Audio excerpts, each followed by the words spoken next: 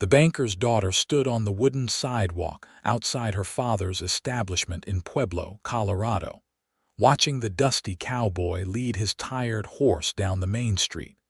And something about his worn boots and sun-beaten hat made her lip curl with undisguised contempt. Helena Carmichael had never known a day of want in her 20 years of life. Her father, Marcus Carmichael, owned the largest bank in Pueblo, and their home was the grandest Victorian mansion within 100 miles. The year was 1882, and the town was growing rapidly as the railroad brought prosperity and civilization to what had once been untamed territory. Helena wore the finest dresses shipped from New York. Her dark hair was always perfectly arranged, and she carried herself with the bearing of someone who knew exactly where she stood in the social hierarchy of this Colorado town. The cowboy tied his horse to the rail outside the general store, and Helena found herself unable to look away despite her distaste. He was tall, probably in his mid-20s, with dark hair that touched his collar and several days' worth of stubble on his jaw. His clothes were covered in trail dust, his boots scuffed and worn, and everything about him spoke of hard work and harder living. He moved with an easy confidence that irritated Helena for reasons she could not quite name. "Helena, dear, are you ready?" Her father emerged from the bank, adjusting his watch chain. "Mrs. Patterson is expecting us for tea." "Yes, father." Helena turned away from the sight of the cowboy, gathering her skirts to step into the waiting carriage. But as she moved, the cowboy glanced up, and their eyes met for just a moment. His were in startling shade of green, clear and direct, and they held hers without the deference she was accustomed to seeing in the working men of Pueblo. Helena felt a flush of irritation and looked away quickly, climbing into the carriage with her father's assistance. As they rolled down the street, Helena's friend Charlotte leaned close. "Did you see that drifter?" "Honestly, the town council should do something about these vagrant cowboys coming through. They lower the tone of the entire street." "Indeed," Helena agreed, though she found herself looking back despite herself. The cowboy had disappeared into the general store, and she forced her attention back to Charlotte's chatter about the upcoming social at the mayor's house. 2 days later, Helena was in her father's bank, waiting for him to finish some business so they could return home for dinner. She sat in the comfortable chair in his private office, idly looking through a catalog of furniture from Denver. The bank was quiet in the late afternoon, with most of the day's business concluded. The door to the bank opened, and Helena heard boots on the wooden floor. She paid no attention until she heard a voice that made her look up sharply. "I need to speak to Mr. Carmichael about a loan." It was the cowboy from the street. Up close, Helena could see he had cleaned up considerably. He had shaved, his dark hair was neatly combed back, and he wore clean clothes, though they were still the simple attire of a working man. His hat was in his hands, and he stood at the clerk's window with that same quiet confidence. "Mr. Carmichael is occupied," the clerk said dismissively. "Perhaps you should return another time." "I will wait if necessary. The matter is important." Helena rose and walked to the door of her father's office, unable to resist inserting herself into the situation. "My father is very busy. What could a cowboy possibly need with a bank loan?" The man turned to face her, and again those green eyes met hers with an unsettling directness. "I am purchasing land, miss, a ranch property north of town. The owner is willing to sell, but I need capital to make the deal." "You?" Helena could not keep the disbelief from her voice. "You think a bank would lend money to someone like you?" Something flickered in his eyes, but his voice remained level. "Someone like me. I have saved money from 5 years of working cattle drives and ranch work. I have references from 3 different ranch owners in Texas and Kansas." I am a hard worker and I pay my debts. What exactly do you mean by someone like me? Helena felt her cheeks warm, but she lifted her chin. I mean someone with no property, no standing in the community, no family connections. Banking is not charity, sir. It is business. Wesley Garrison, he said quietly. My name is Wesley Garrison, and I understand business perfectly well, Miss Carmichael. That is why I am here with my savings, my references, and my plan for making the ranch profitable, not with my hand out for charity. The use of her name startled Helena. How do you know who I am? Everyone in town knows who the banker's daughter is. There was no mockery in his voice, just a statement of fact. Just as everyone now knows I am the cowboy she thinks is beneath her notice. Before Helena could respond, her father's door opened. Marcus Carmichael looked between his daughter and the cowboy with raised eyebrows. Is there a problem here? This man wants to speak with you about a loan, father. I was just explaining that his prospects seem rather unlikely. Marcus studied Wesley for a long moment. You are the man who sent word yesterday requesting an appointment. Yes, sir, Wesley Garrison. Come into my office, Mr. Garrison. Marcus glanced at his daughter. Helena, please wait in the carriage. I will be out shortly. Helena wanted to protest, but her father's tone brooked no argument. She gathered her things and swept out of the bank, her back rigid with indignation. The presumption of that cowboy speaking to her as if they were equals, and her father actually giving him an audience. It was absurd. In the carriage, she fumed silently. Wesley Garrison. Even his name irritated her, though she could not have said why.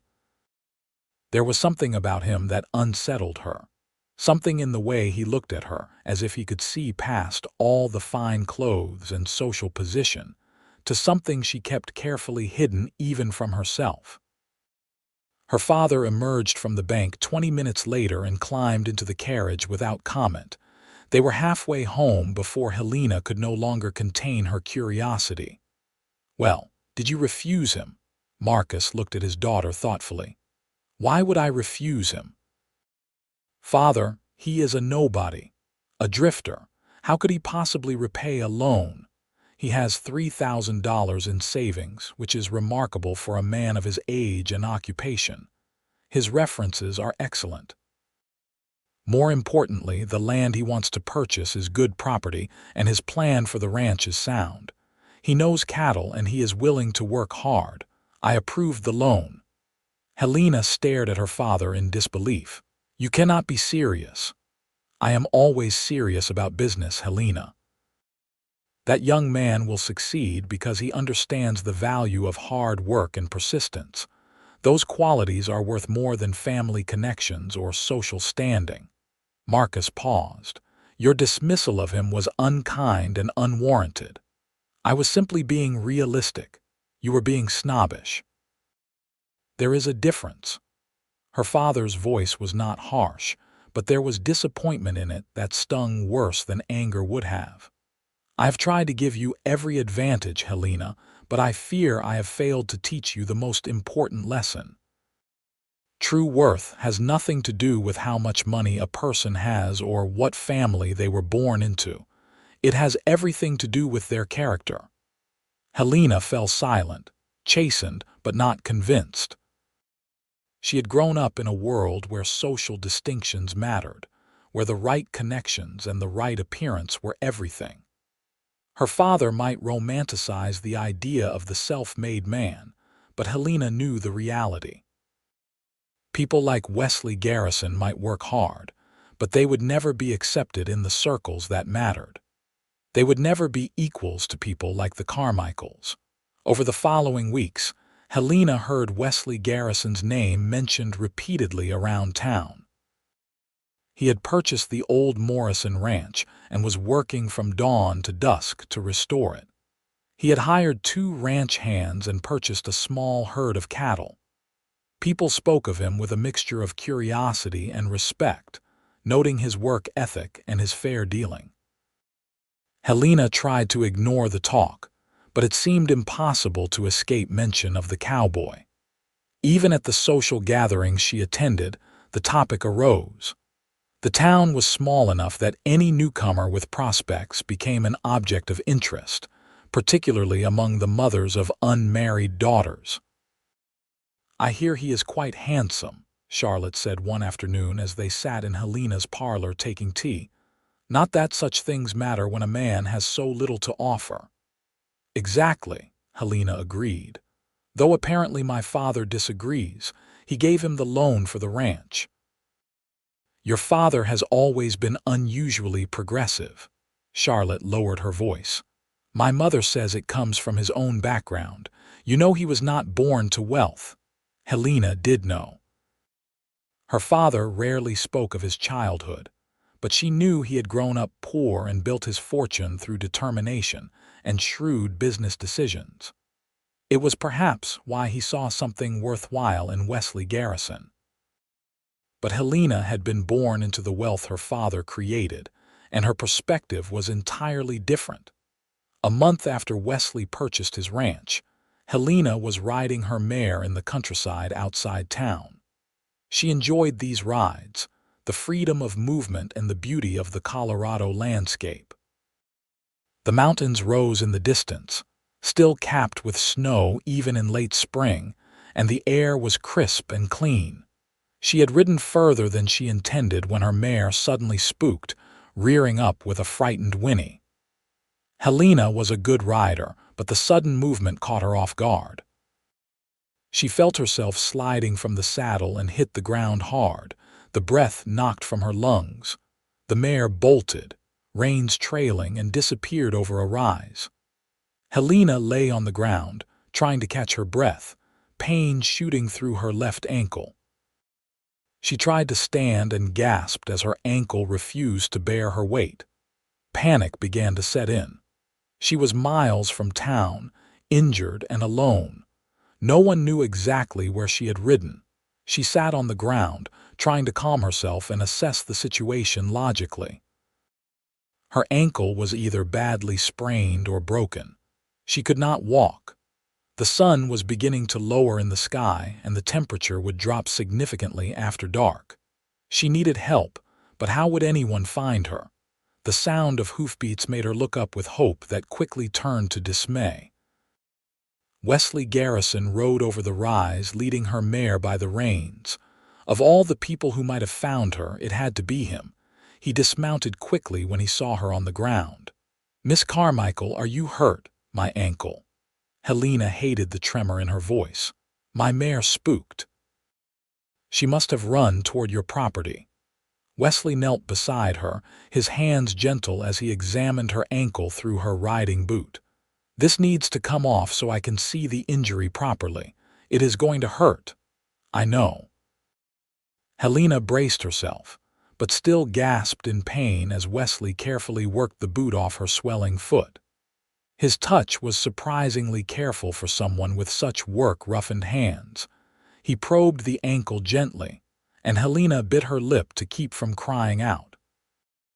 "I do not think it is broken, but it is a bad sprain. You cannot ride back to town, not like this. My ranch is closer. I will take you there and send one of my men to fetch your father and the doctor." Helena wanted to protest, but the pain and the reality of her situation left her no choice. "Very well." Wesley stood and moved to his horse, returning with a canteen. He offered it to Helena, and she drank gratefully, not realizing how thirsty she was. Then he bent and carefully lifted her in his arms. Helena stiffened at the contact, unused to being carried by anyone, let alone a man she barely knew. "This is highly improper." "Yes, it is, but leaving you here would be worse." Wesley's voice was matter-of-fact as he carried her to his horse. He lifted her into the saddle with surprising ease, then mounted behind her. His arm came around her waist to steady her, and Helena found herself pressed against his chest as they began to ride.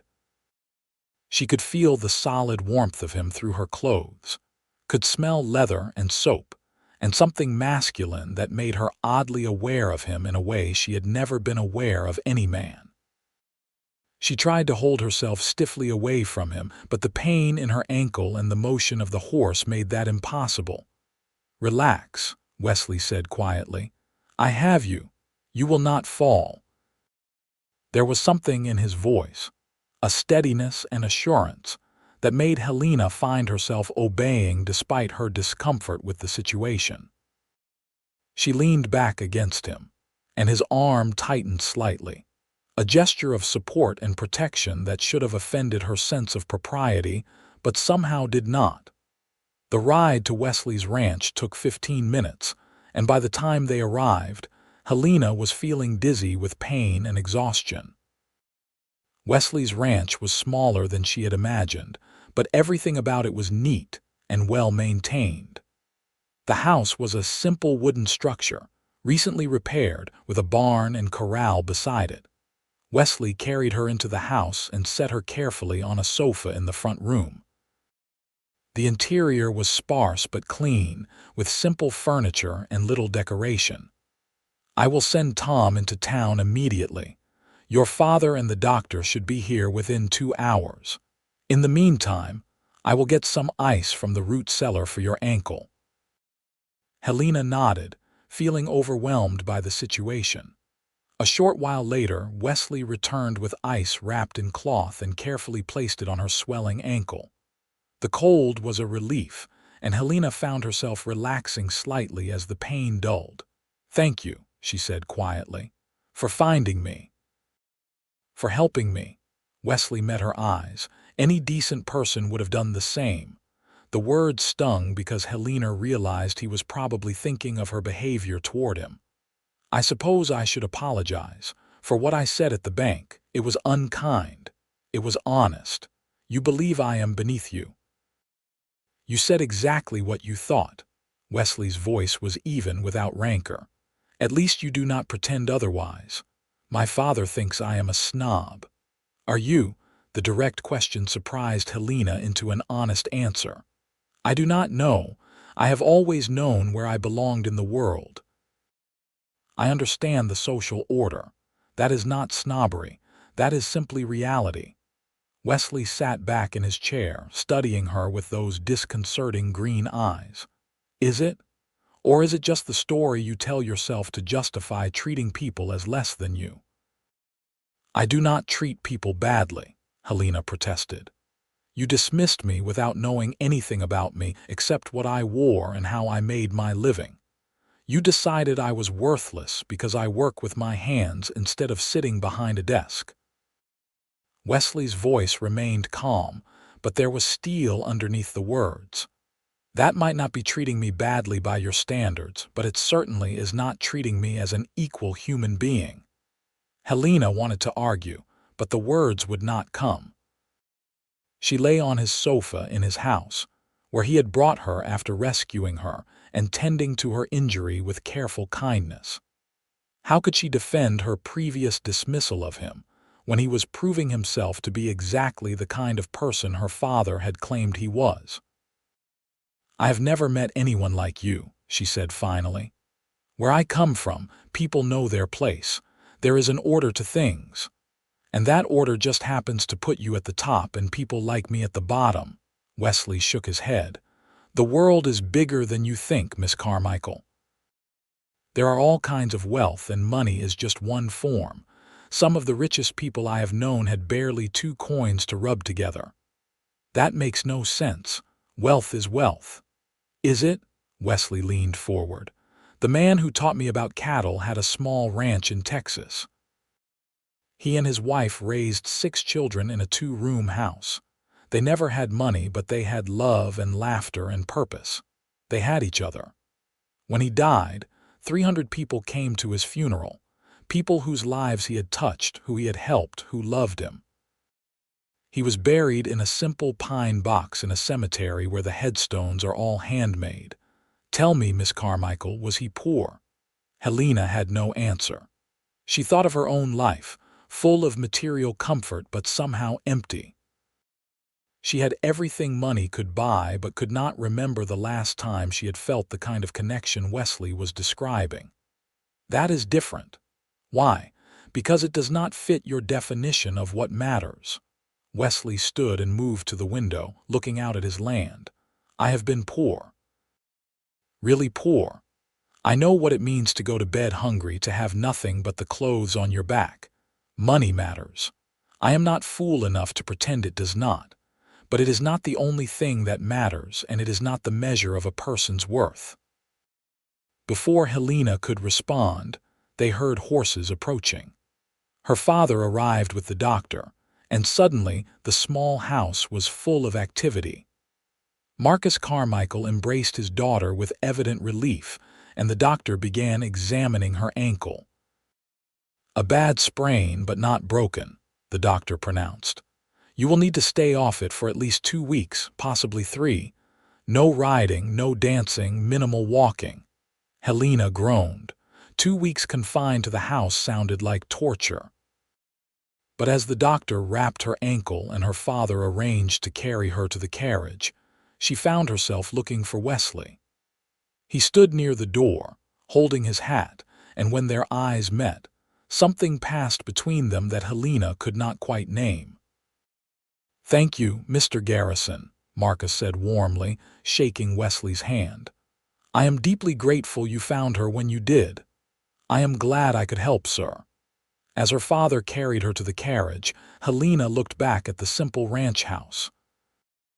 Wesley stood in the doorway, a silhouette against the lamplight, and she felt something shift inside her, some certainty cracking and reforming into a new shape she did not yet understand. The next 2 weeks were frustrating for Helena. She was confined to the house, unable to do any of the activities she normally enjoyed. Charlotte visited often, bringing gossip and fashion magazines, but Helena found herself oddly uninterested in the usual topics of conversation.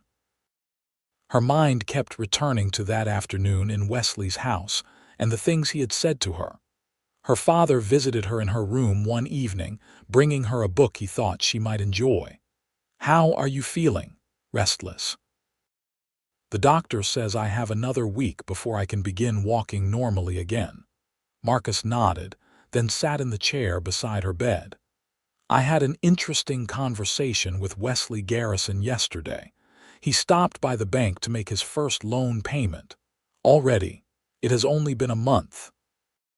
6 weeks, actually, and yes, already. He is ahead of schedule on his payments. The ranch is doing well." Marcus paused. "He asked after your recovery. He seemed genuinely concerned." Helena felt her cheeks warm. "He was very kind when he found me. He is a good man." "I hope you are beginning to see that." "I was wrong about him," Helena admitted quietly. "I judged him unfairly." Her father smiled. "That is not easy for you to admit. I am proud of you for recognizing it." After her father left, Helena lay awake thinking about Wesley Garrison. She had spent her whole life believing she understood how the world worked, understanding her place in it, and everyone else's place too.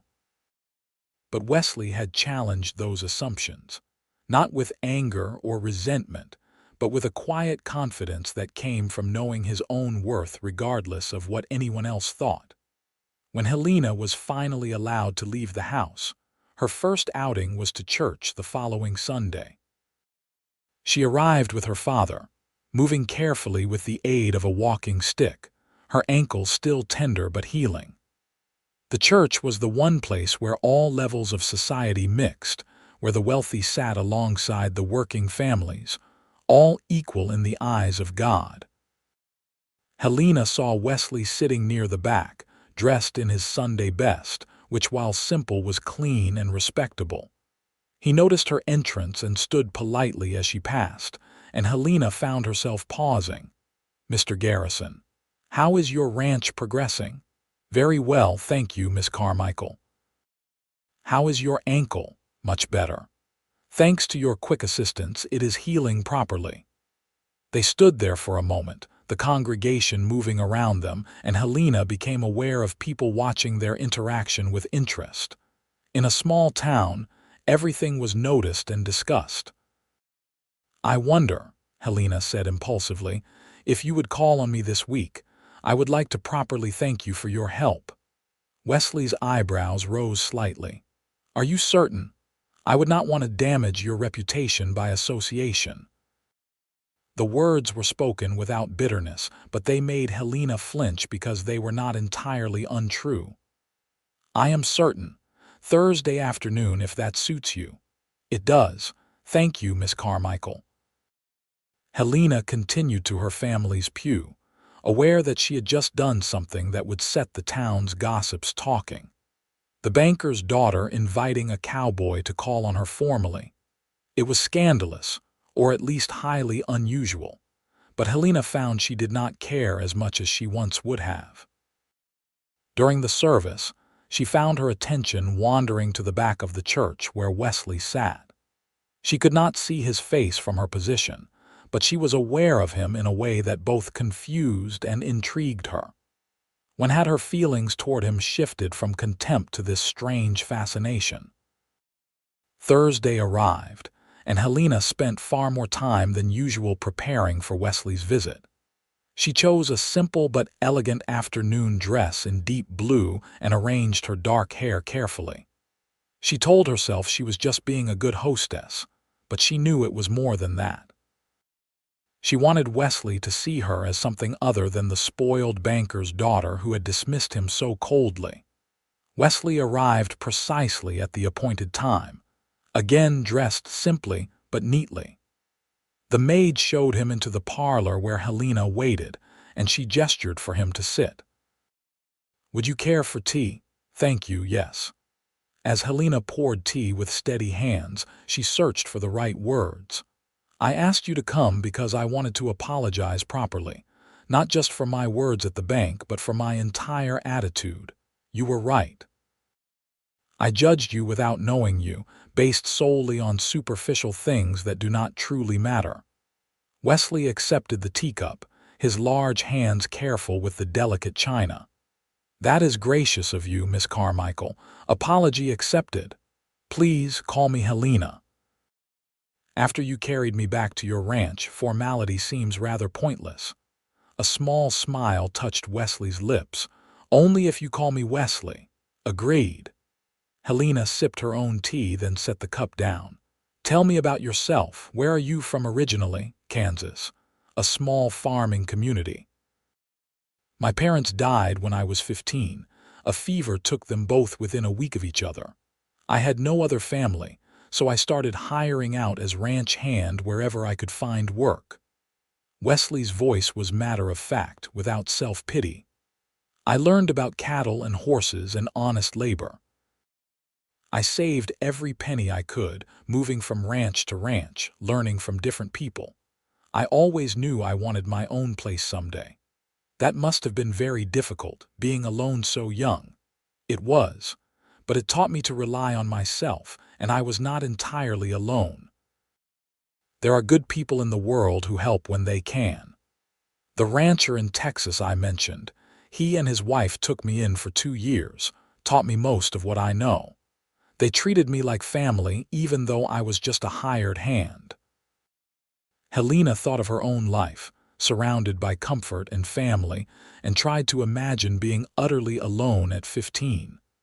"I have never had to struggle for anything. Everything was always just provided for me. That is not a fault. Your father worked hard to give you that life. But it has made me blind to certain things, to the value of what you have accomplished, for instance. Building something from nothing through your own efforts, that takes a strength of character I am not sure I possess." Wesley looked at her steadily. "You are stronger than you think. You have just never been tested." They talked for over an hour, and Helena found herself genuinely enjoying the conversation. Wesley was intelligent and well-spoken despite his lack of formal education. He had read widely, borrowing books wherever he could, and had a thoughtful perspective on the world. He asked her about her own life, and Helena found herself describing her privileged upbringing with a new awareness of both its advantages and its limitations. When Wesley finally took his leave, Helena walked him to the door herself, moving carefully on her still healing ankle. "Thank you for coming. I enjoyed our conversation very much, as did I. Perhaps I might call again sometime. I would like that." Over the following weeks, Wesley became a regular visitor to the Carmichael home. At first, people talked about it with raised eyebrows and speculation. The banker's daughter and the cowboy seemed an unlikely pairing. But Marcus Carmichael made it clear he approved of Wesley's visits, and gradually the gossip died down, replaced by acceptance and even a certain romantic interest in how the unlikely friendship was developing. Because it was developing into something more than friendship, though neither Helena nor Wesley spoke of it directly. Helena found herself looking forward to his visits with an anticipation that went beyond mere courtesy. She enjoyed his company, his conversation, the way he challenged her assumptions and made her think about things in new ways. And she could not deny the physical awareness that hummed between them, the way her heart beat faster when he entered a room, the way she noticed the strength in his hands, and the way his green eyes crinkled when he smiled. Wesley taught her about his world, taking her on carefully chaperoned rides to his ranch to show her the improvements he was making. Helena saw the pride he took in his work, the care he gave to his animals, the respect with which he treated his ranch hands. She met those men and saw how they looked up to Wesley, how he led by example rather than command. In turn, Helena shared her world with him, introducing him to her friends and including him in social gatherings. Some of her circle were more welcoming than others, but Wesley handled both acceptance and subtle snubs with the same quiet dignity. He was comfortable enough in his own skin that other people's opinions did not shake him. One evening, they sat on the porch of Helena's home as the sun set, painting the sky in shades of orange and pink. They had been talking about everything and nothing, the easy conversation of people who had grown comfortable with each other. "Helena," Wesley said suddenly, his voice more serious than usual, "I need to tell you something." She turned to look at him, her heart suddenly beating faster at his tone. "What is it?" "These past weeks, getting to know you, spending time with you, it has been the best part of my days. You are not who I thought you were that first day at the bank. You are so much more. You are intelligent and funny and brave enough to admit when you are wrong. You challenge yourself to grow and change. I find myself thinking about you constantly." He paused, meeting her eyes. "I am falling in love with you, Helena. I have been for weeks now, and I need to know if there is any possibility you might feel the same way." Helena's breath caught in her throat. She had known her feelings for Wesley were growing stronger, but hearing him put voice to his own feelings made everything suddenly real and immediate. "Wesley, Before you answer," he interrupted gently, "I need you to understand what loving me would mean. I am not a wealthy man. I likely never will be. I can offer you a good life, a comfortable life, but not the luxury you are accustomed to. You would be the wife of a rancher, which means hard work and uncertainty. You would give up much of your social standing. People would judge you for marrying beneath your station." His voice was steady, but his eyes were intense. "I would love you with everything I have. I would work every day to make you happy and to build a good life for us, but I cannot offer you the things you have always had." Helena felt tears prick her eyes, but they were not tears of sadness. In that moment, everything Wesley had tried to teach her about true wealth suddenly made perfect sense. She understood what he had been saying about richness that had nothing to do with money. She saw it in his eyes as he looked at her, in the way he was willing to expose his heart even knowing she might reject him. "You are offering me everything that truly matters," she said softly. You are offering me love and partnership and a life of meaning and purpose. You are offering me yourself, and Wesley, that is worth more than all the fine dresses and social position in the world. She reached out and took his hand, feeling the roughness of his palm against her softer skin. I am falling in love with you too. I think I have been since the day you challenged me to see beyond my narrow view of the world. You have shown me what true wealth means, and it has nothing to do with money in a bank vault. Wesley's face transformed with a smile of pure joy. Helena, are you certain? I do not want you to regret this choice. I have never been more certain of anything in my life. Yes, Wesley. Yes to loving you, yes to building a life with you, yes to everything. He stood and drew her to her feet, careful of her ankle, and then his hands were framing her face and he was kissing her. Helena had been kissed before, chaste pecks from approved suitors at carefully supervised socials, but this was nothing like those bloodless touches. This was heat and passion and promise. This was two people recognizing in each other something rare and precious. When they finally broke apart, both breathless, Helena felt as if her entire world had shifted on its axis. I should speak to your father, Wesley said, his forehead resting against hers. Ask his permission properly. He already approves of you. He has been hoping something like this would develop. Helena laughed softly. I think he has been waiting for me to realize what he saw in you from the beginning. Marcus Carmichael was indeed pleased when Wesley formally asked for Helena's hand in marriage. He gave his blessing readily, telling Wesley that he could not imagine a better man for his daughter. The engagement was announced, and as Wesley had predicted, the reaction was mixed. Some people were scandalized that Helena was throwing herself away on a mere rancher. Others found it romantic, a banker's daughter choosing love over material advantage. Helena found she cared very little what anyone thought.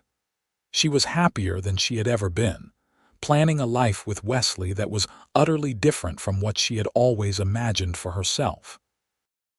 They decided to marry in the fall, giving Wesley time to finish some improvements on the ranch house and Helena time to prepare for her new role as a rancher's wife.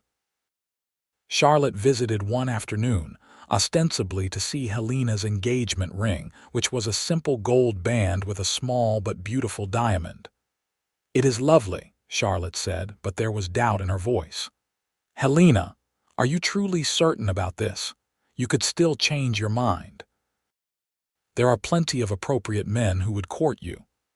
Appropriate meaning wealthy and socially connected. Helena shook her head. I do not want an appropriate man, Charlotte. I want Wesley. He is good and kind and honest.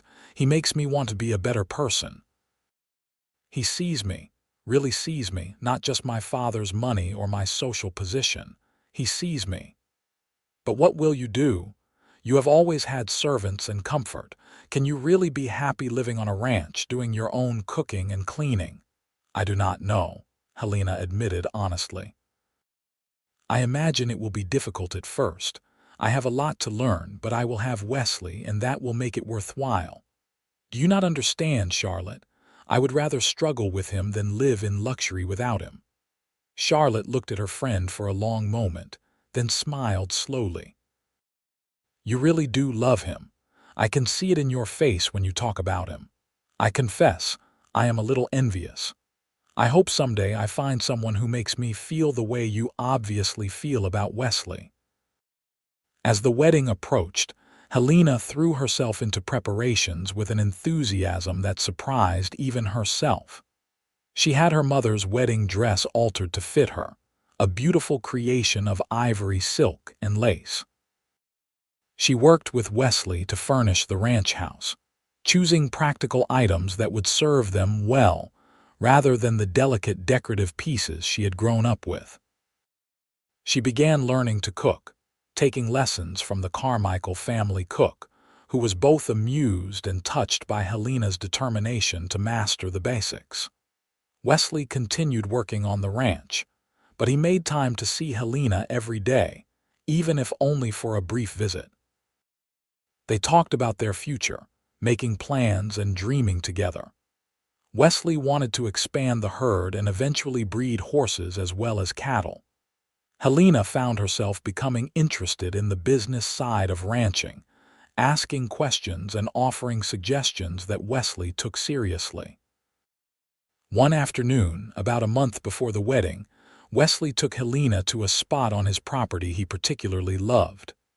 It was a high meadow with a view of the mountains, peaceful and beautiful. They spread a blanket and sat together, watching clouds drift across the enormous Colorado sky. "I want to build our future here," Wesley said, his arm around Helena's shoulders. "Not just the ranch, but a real home, a family. I want children who grow up knowing they are loved, who understand the value of hard work but also know they are safe and provided for. I want to give them everything I did not have." Helena leaned against him, imagining that future. "How many children?" "As many as we are blessed with. 3, 4, a whole houseful if we are lucky." Wesley looked down at her. "What do you want?" "I want exactly what you described. A home full of love and laughter. Children who grow up understanding that wealth is not about money but about the richness of experience and relationship. I want to build something meaningful with you, Wesley. Something that lasts." "We will," he promised, kissing her temple. "Together, we can build anything." The wedding took place on a perfect September day in 1882, with the aspen trees turning gold on the mountainsides and the air crisp with the promise of autumn. The church was packed with people from every level of Pueblo society, all curious to see the banker's daughter marry the cowboy. Helena walked down the aisle on her father's arm, but her eyes were only for Wesley, who stood at the altar in a new suit, looking both nervous and joyful. The ceremony was traditional, the words familiar, but when Wesley slipped the ring on Helena's finger and promised to love and cherish her all the days of his life, Helena felt the profound truth of the commitment they were making. When the minister pronounced them husband and wife and Wesley kissed her, the congregation applauded, and Helena felt tears of joy slip down her cheeks. The reception was held at the Carmichael home, with food and music and dancing. Helena danced first with her father, who told her how proud he was of her, and then with Wesley, who held her close and whispered in her ear how beautiful she was and how lucky he felt. "I love you, Mrs. Garrison," he murmured. "I love you too, so very much." As the sun set, they slipped away from the celebration and drove in a borrowed buggy to the ranch that was now Helena's home. Wesley carried her over the threshold, both of them laughing at the traditional gesture, and then they were alone together for the first time as husband and wife. The ranch house was modest, but Wesley had worked hard to make it welcoming.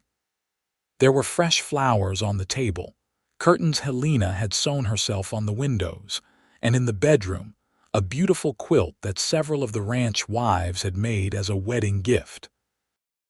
Wesley lit the lamps, casting a soft glow over everything, and then turned to Helena. "Are you nervous?" he asked softly. "A little," Helena admitted, "but not unhappy. How could I be unhappy when I am with you?" Wesley drew her close, his hands gentle as they began to unfasten the buttons of her wedding dress. "I will be gentle, I promise. If you are frightened or uncomfortable, tell me and we will stop." But Helena was not frightened. As they came together in the lamplight, everything felt natural and right. Wesley was patient and tender, guiding her through the intimate experience with a care that made her love him even more. Afterward, they lay tangled together in the bed, Wesley's arm around her and Helena's head on his chest, listening to the steady beat of his heart.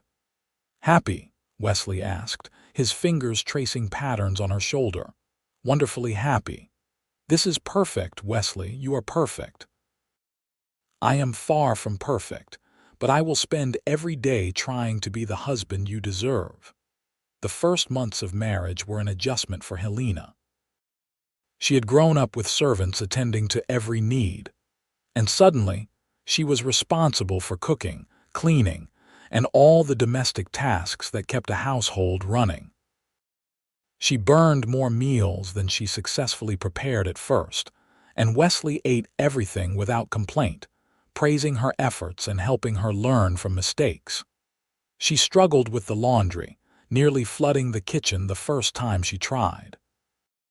She had to learn to manage with less, to make do and improvise, but she also found unexpected joy in the work. There was satisfaction in preparing a meal that Wesley praised genuinely, in seeing the house clean and orderly because of her own efforts, in mending his shirts and knowing she was caring for him in practical ways. And Wesley never made her feel inadequate. He helped with the housework without being asked, surprising Helena with his competence in the kitchen and with domestic tasks. "You know how to cook?" she asked in amazement the first time she saw him making breakfast, his movements quick and efficient. "I lived alone for years. I had to learn or starve." Wesley grinned at her. "I should have offered to teach you before we married, but I confess I enjoy having you here learning alongside me. It feels like we are building this life together." They were partners in everything. Helena began helping with the ranch work too, learning to feed the chickens, collect eggs, and tend the kitchen garden.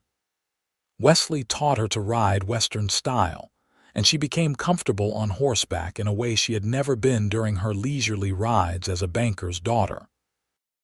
She learned about cattle, about the business of ranching, and Wesley valued her opinions and ideas.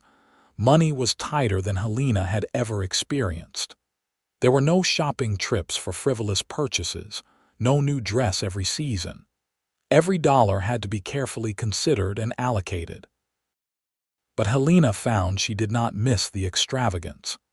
She took pride in making her clothes last, in finding creative ways to stretch their budget, in the small luxuries they could afford because of careful management. Winter came, and with it snow that sometimes kept them isolated on the ranch for days at a time. But those days were precious to Helena.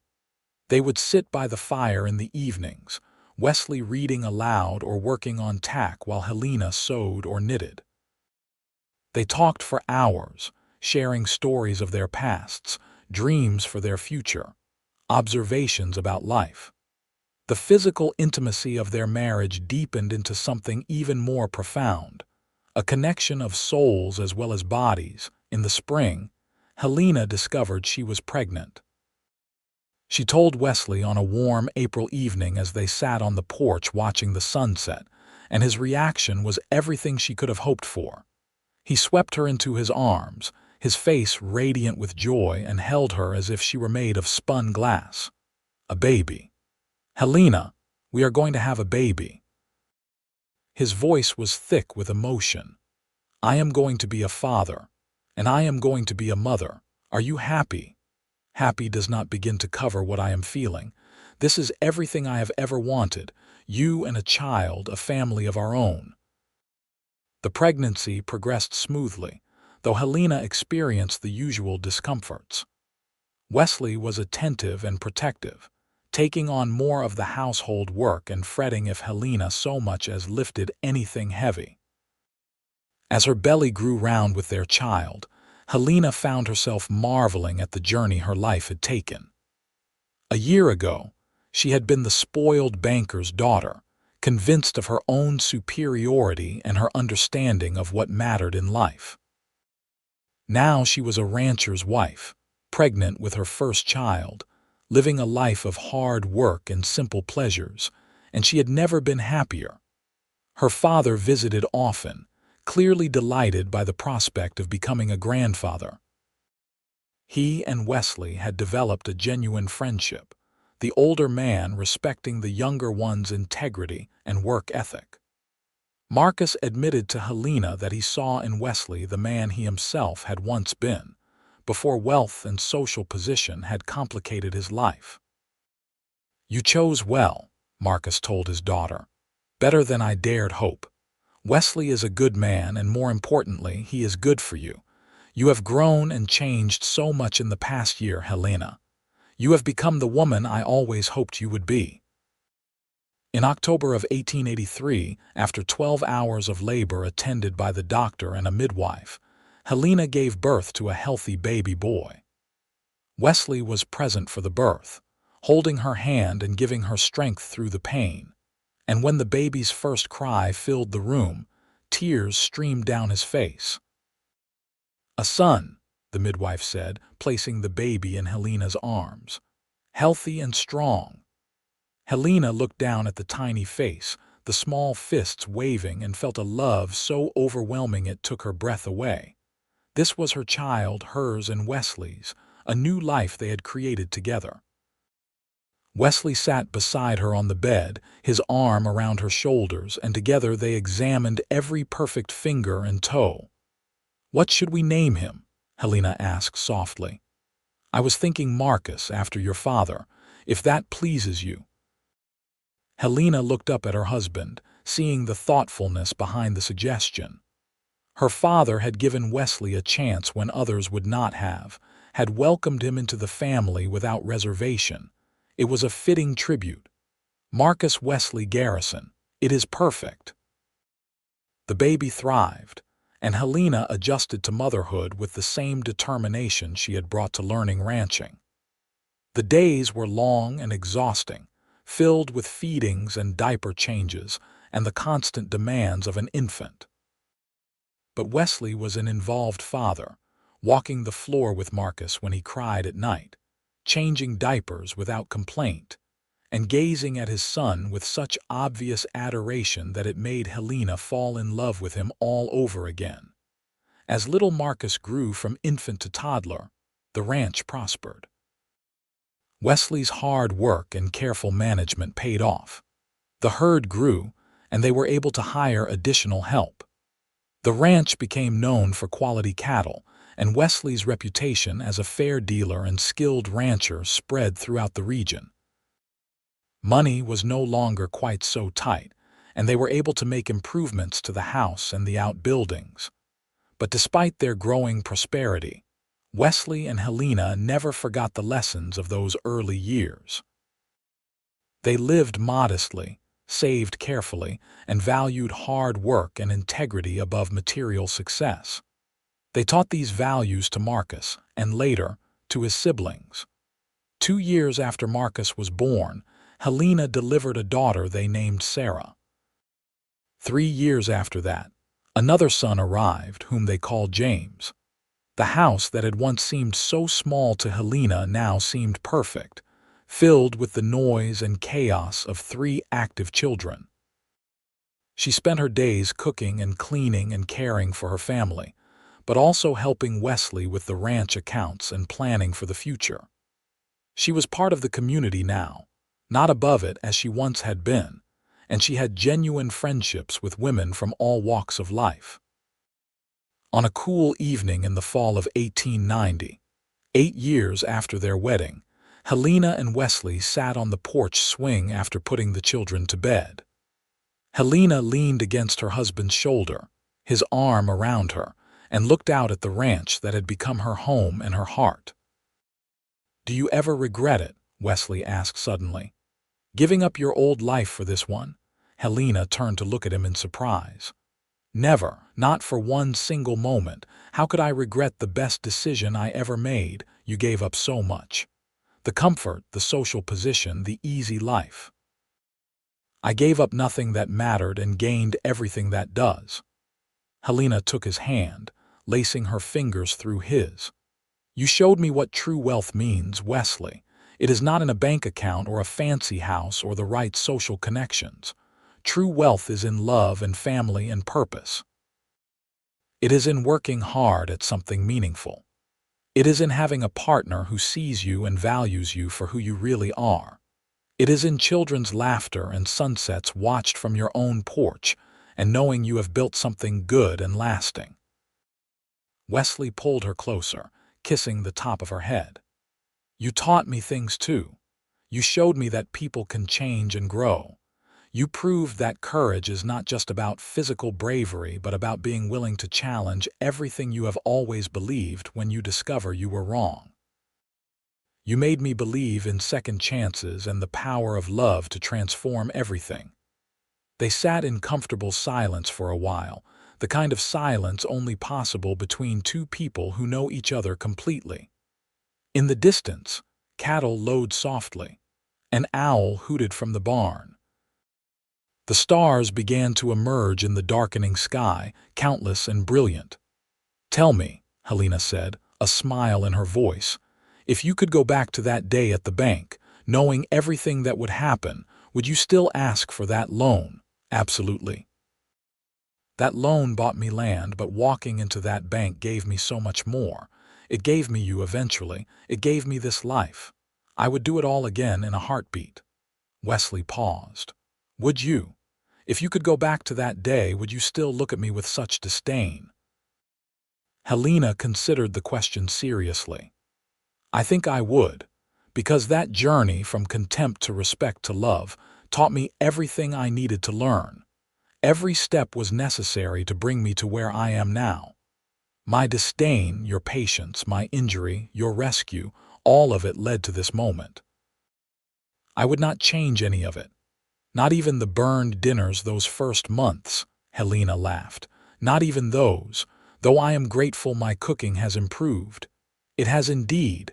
That roast tonight was perfect."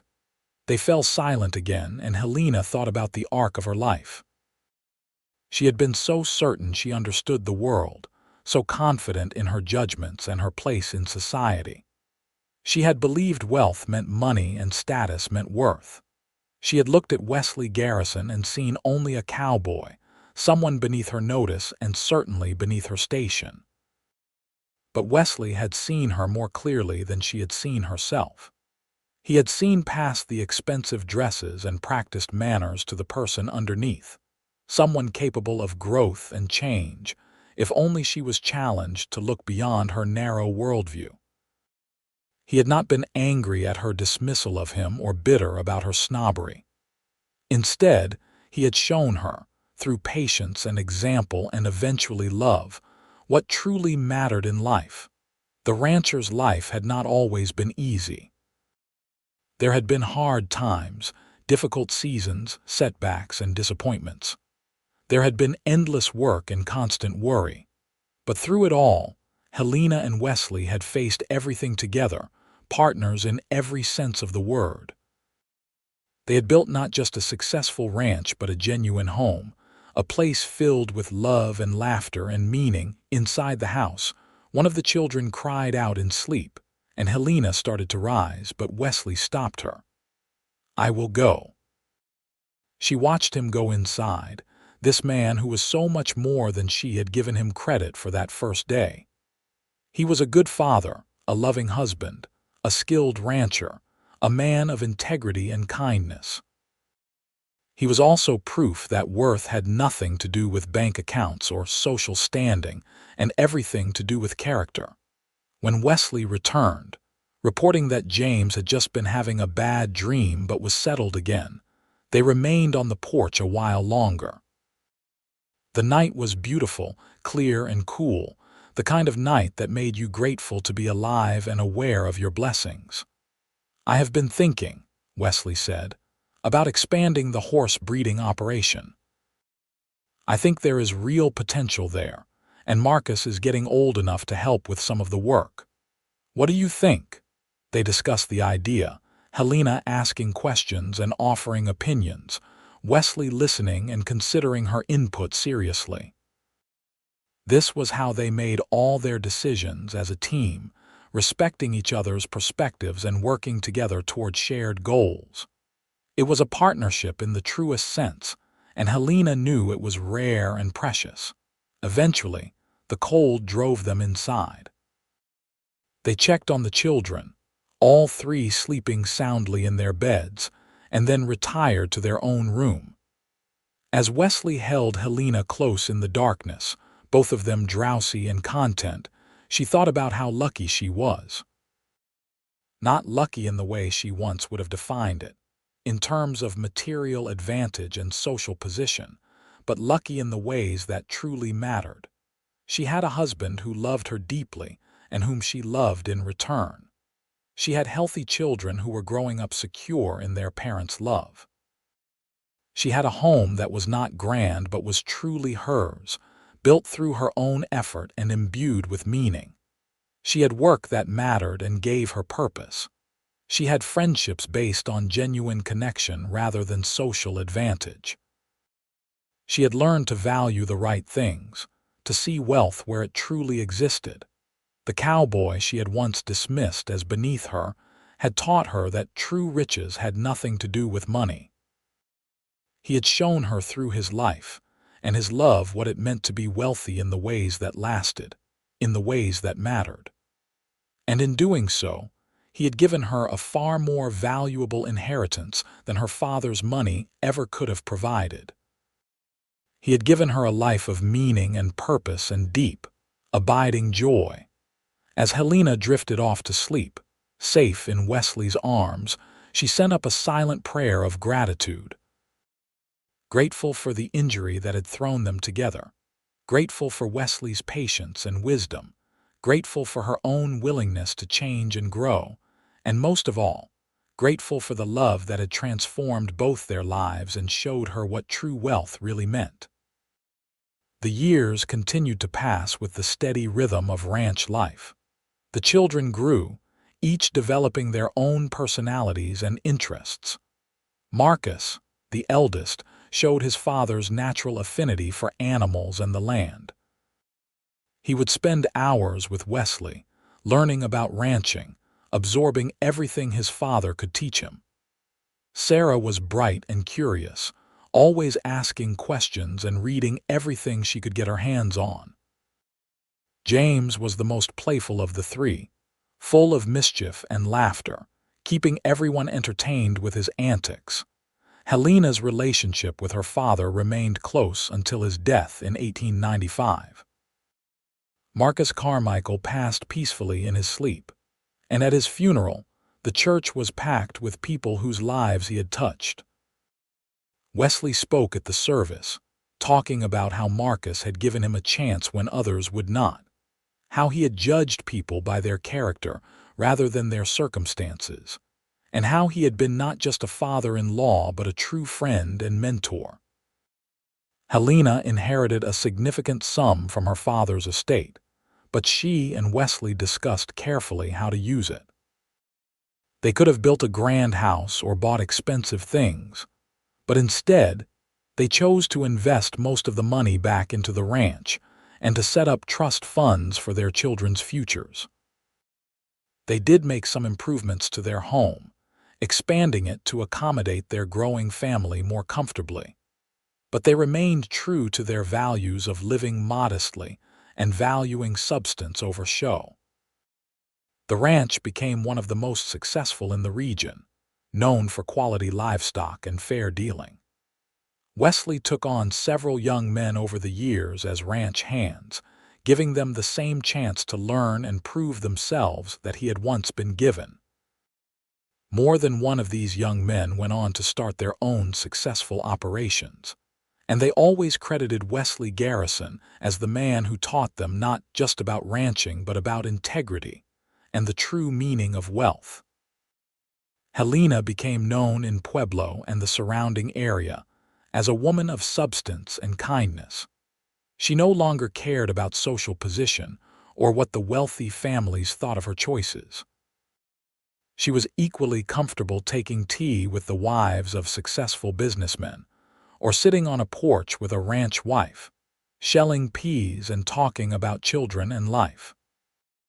She used her education and intelligence to help in the community, teaching some of the ranch children to read, helping with church activities, and becoming someone people turned to for advice and support. Charlotte, Helena's old friend, married a wealthy merchant and lived the kind of life Helena had once been destined for. They remained friendly, but over the years it became clear they had less and less in common. Charlotte's life revolved around social events and material concerns, while Helena's interests had shifted entirely. But there was no bitterness between them, just an acknowledgement that they had chosen different paths. One afternoon in the summer of 1898, Charlotte visited the ranch with her two daughters. As they sat on the porch watching the children play in the yard, Charlotte looked at Helena with something like wistfulness. "You seem so content," Charlotte said. "I remember when we were girls, you had such specific ideas about what your life would be. This is nothing like what you imagined, yet you seem happier than anyone I know." Helena smiled, watching Wesley in the distance working with Marcus to train a young horse. "I am happier than I ever imagined possible. I thought I knew what I wanted, what would make me happy. I was completely wrong. Wesley showed me what truly matters and it changed everything. You think I made the wrong choice, marrying for position and security rather than love?" It was a surprisingly honest question, and Helena considered it carefully before answering. "I think we each make the choices we think are right at the time. Your life is different from mine, but that does not make it wrong. The question is, are you happy?" Charlotte looked away. "I am comfortable. Content, mostly. But when I see the way Wesley looks at you, the partnership you have, I wonder what I might have missed by choosing safety over passion." Helena reached over and squeezed her friend's hand. "It is never too late to find deeper meaning in your life, Charlotte. Maybe not in the same ways I have found it, but in ways that matter to you. Talk to your husband. Really talk to him. You might be surprised at what you discover." After Charlotte left, Wesley came up to the porch and sat beside Helena, pulling her close. "What was that about?" Charlotte wondering if she made the right choices in her life. Wesley nodded thoughtfully. "Most people do not question the paths they are on. It takes courage to look at your life honestly and ask if you are truly happy or just comfortable. You made me question everything I believed. It was uncomfortable at first, even frightening, but it was necessary." "We made each other better," Wesley corrected gently. "You think you were the only one who changed. Helena, you taught me that I was worthy of more than I allowed myself to imagine. I had accepted that I would always be judged by my circumstances, that people like you would always look down on people like me. You proved that people could see past those superficial distinctions to what really mattered. You gave me hope." Helena turned in his arms to look at him directly. "After all these years, you can still surprise me with your perspective. I love you, Wesley Garrison. And I love you, Helena Garrison, more today than yesterday and less than tomorrow." It was a familiar exchange, something they had said to each other countless times over the years, but it never lost its power. Their love had grown and deepened with time, weathering difficulties and celebrating triumphs, until it was woven into the very fabric of their beings. As their children grew into young adults, Helena and Wesley worked to instill in them the values they held dear. Marcus went to agricultural college, learning modern techniques and scientific approaches to ranching that he brought back to implement on the family operation. Sarah surprised everyone by becoming a teacher, opening a small school for ranch children in the area. James, true to his playful nature, became a gifted horse trainer, with a reputation for being able to work with even the most difficult animals. All three children married well, not in terms of social advantage, but in terms of finding partners who loved them and shared their values. Helena and Wesley became grandparents, delighting in the next generation and watching their children build their own lives according to the principles they had been taught. One evening in the fall of 1910, Helena and Wesley sat on their porch as they had done countless times over the years. They were both in their late 40s now, with silver beginning to thread through their hair, but their love had not diminished with time. If anything, it had grown stronger and more precious. "You remember the first time we sat on this porch?" Wesley asked. You had just agreed to marry me, and we talked about our dreams for the future. I remember. We wanted a home filled with love and laughter, children who understood what truly mattered, a life of purpose and meaning. We wanted to build something that would last. We did it. We built all of that and more. Helena looked out at the ranch, thriving and beautiful in the golden evening light. She thought about their children and grandchildren, about the community they were part of, about the life they had created together through hard work and dedication and abiding love. We did, she agreed softly. You showed me what true wealth means, Wesley, not just in words but in lived experience. Every day of our marriage has been a lesson in what really matters. This life, this love, this family, this is real wealth. This is what lasts. Wesley pulled her close, and they sat in comfortable silence as the sun set and the stars began to appear. Around them was everything they had built together, not with money or social connections, but with integrity and hard work and love. The ranch was successful. Their children were thriving. Their grandchildren were healthy and happy. And after nearly 30 years of marriage, they still loved each other deeply and completely.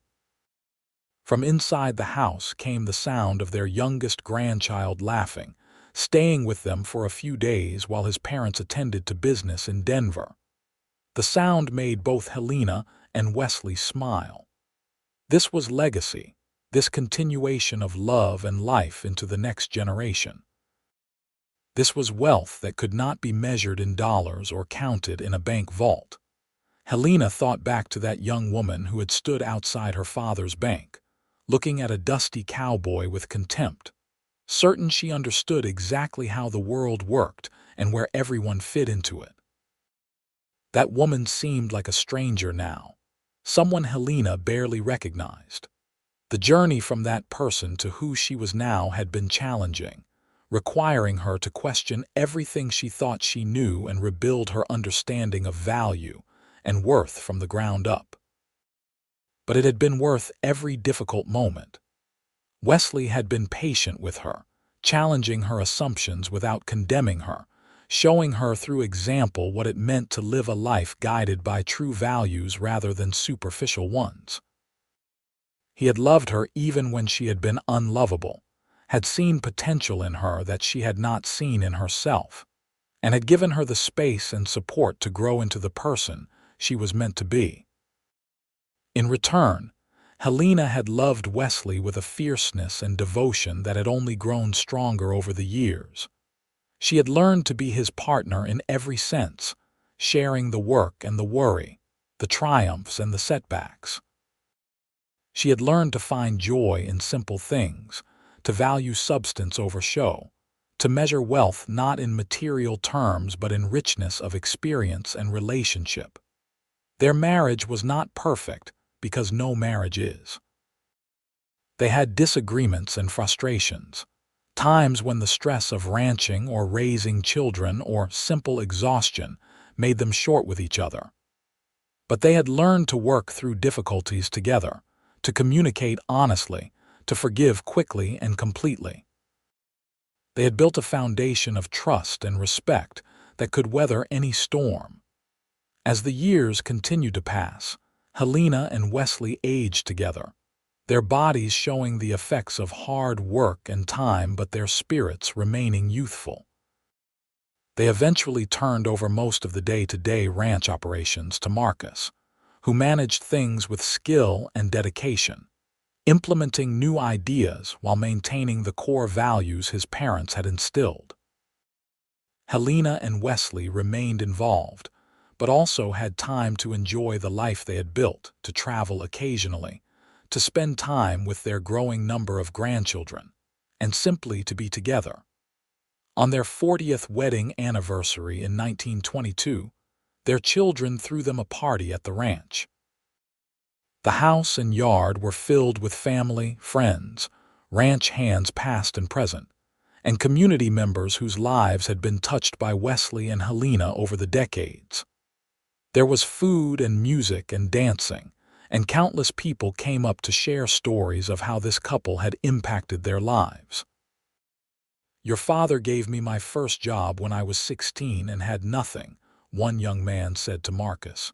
"He taught me about honest work and treating people fairly. Everything I have, I owe to the chance he gave me." "Your mother taught me to read," a woman told Sarah. "I was already grown with children of my own, but she never made me feel ashamed of not knowing. She opened up a whole new world for me." "Your parents showed us what a real partnership looks like," another couple shared. "The way they work together, support each other, respect each other. We have tried to model our own marriage on what we saw in them." As Helena and Wesley listened to these testimonies, they held hands and exchanged glances full of shared memory and mutual love. This was their legacy, not measured in land or cattle or money, though they had been successful in those terms too. Their real legacy was in the lives they had touched, the values they had modeled, the love they had shared and inspired in others. When it came time for speeches, Marcus stood and raised his glass. "To my parents, who taught me that wealth is not about what you have but about who you are and who you love. They built a successful ranch, but more importantly, they built a home filled with love and purpose. They showed all of us what it means to live with integrity and to value the things that truly matter. Happy anniversary, and thank you for everything." The toast was echoed around the room, glasses raised and voices calling out congratulations and love. Wesley stood and pulled Helena to her feet, and they danced together as they had on their wedding day 40 years earlier. Helena looked up at her husband, seeing the lines time had etched on his face, the silver in his hair, the weathering from years of outdoor work. But she also saw the same green eyes that had challenged her so many years ago, the same quiet strength, the same capacity for love. 40 years, she said softly. "Where did the time go into this?" Wesley said, gesturing around at the gathered family and friends. "Into building something that matters, into loving you more with each passing day. I would not change a single moment of it." "Neither would I. You gave me everything that matters, Wesley. You showed me what true wealth means, and you loved me into becoming the person I was meant to be. I am so grateful for every day we have had together, and grateful for all the days still to come." They danced until the music ended, then spent the rest of the evening surrounded by the people they loved, celebrating not just 40 years of marriage but a lifetime of purpose and meaning and joy. The party went late into the night, with children eventually falling asleep on blankets and adults lingering over coffee and conversation. When everyone had finally gone home, and Helena and Wesley were alone in their bedroom, they stood at the window looking out at the ranch bathed in moonlight. Everything was quiet now, peaceful, the party over but the love and connection it celebrated remaining. "You think she would believe it?" Helena asked suddenly. "That young woman who looked at you with such contempt outside her father's bank. If she could see us now, see the life we have built, do you think she would believe it was possible?" Wesley considered the question. "I think she would be amazed, but I also think somewhere deep inside, she wanted something like this even though she did not know it yet. Why else would she have been so shaken by our encounter? I challenged everything she believed, and part of her recognized the truth in what I was saying even as she resisted it.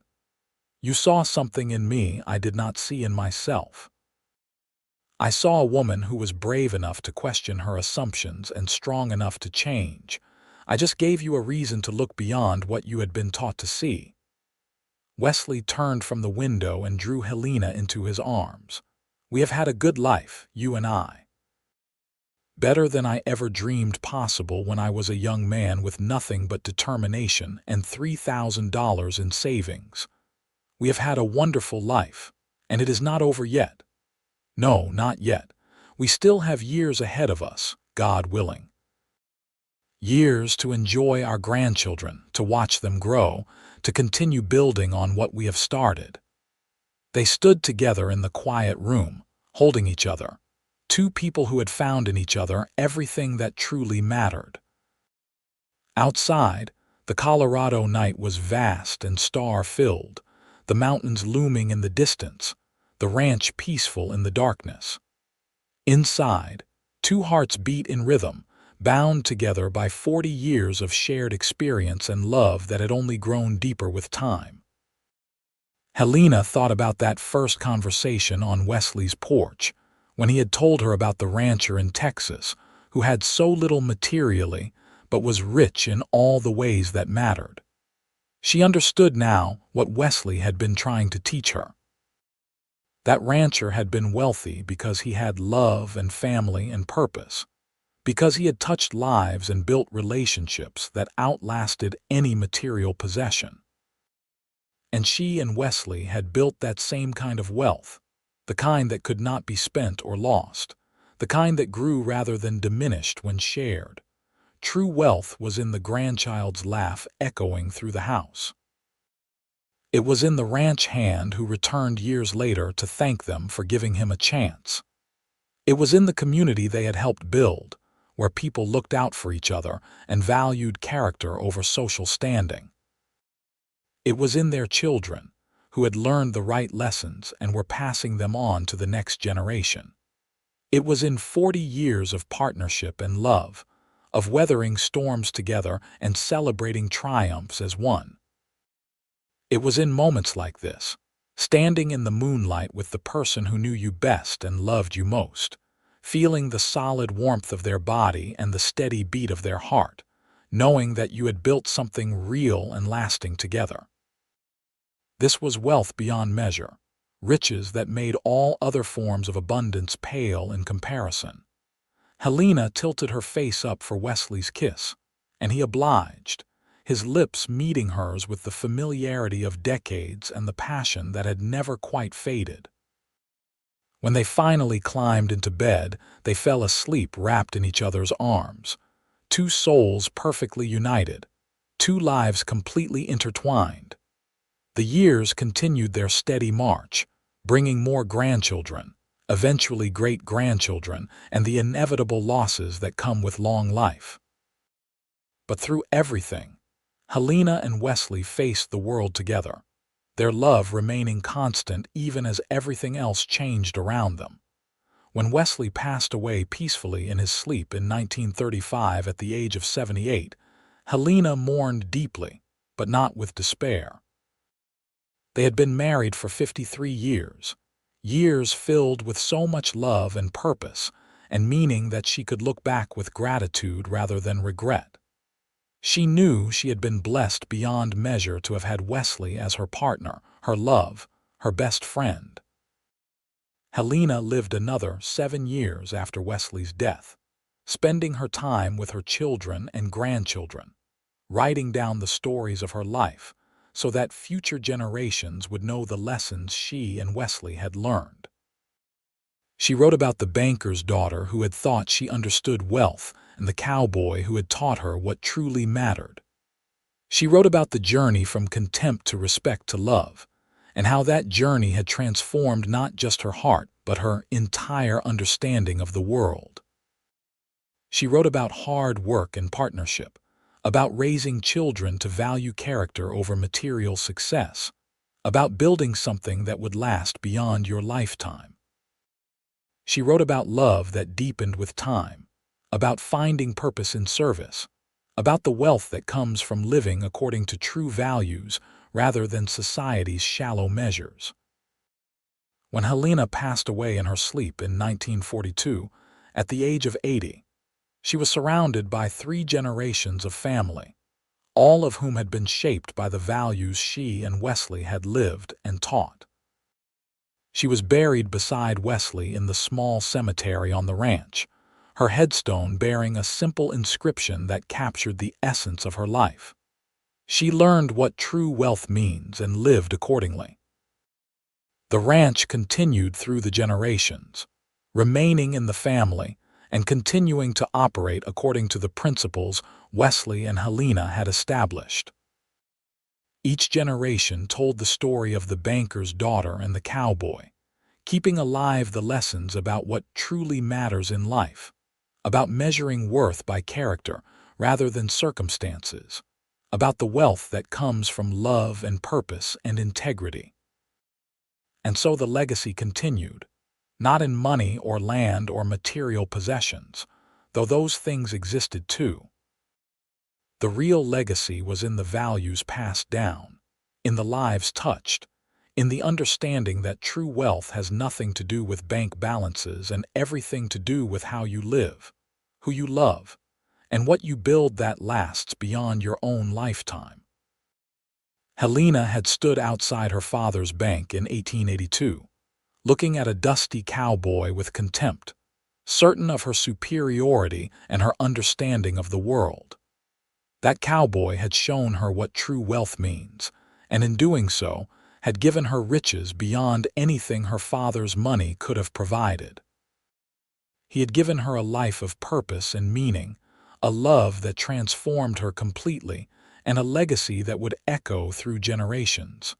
That was wealth. That was what mattered.